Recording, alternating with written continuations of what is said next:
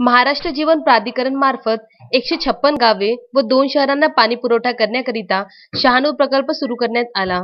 परंतु येवदा येथील बऱ्याच नागरिकांना पिण्याच्या पाण्याचा नियमित पाणी पुरवठा होत नसल्याच्या शेकडो तक्रारी प्राप्त झाल्या होत्या।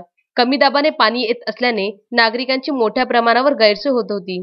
प्राप्त तक्रारीच्या अनुषंगाने ग्रामपंचायत येवदा मार्फत महाराष्ट्र जीवन प्राधिकरणच्या वरिष्ठ अधिकाऱ्यांची समन्वय साधून मोठी पाईपलाईन टाकण्याबाबत पाठपुरावा करण्यात आला। त्या अनुषंगाने 26 एप्रिल रोजी पाईपलाईन टाकण्याच्या कार्याचा शुभारंभ करण्यात आला। या प्रसंगी ग्रामपंचायत सरपंच प्रतिभा राजेंद्र माकोडे, उपसरपंच मुज्जमिल जमादार, कार्यकारी अभियंता भगत, अभय देशमुख, बाळासाहेब राऊत, सुयोग टोंबरे, ओमप्रकाश शर्मा, देवीदास कोकाटे, राजेंद्र माकोटे, पंकज कैकाडी, संतोष तिरके, प्रमोद वांदे, प्रल्हाद धाकतोडे व इतर ग्रामपंचायत सदस्यांच्या उपस्थितीत कार्यक्रम पार पडला। श्रद्धा मस्के, विदर्भ न्यूज, दर्यापूर।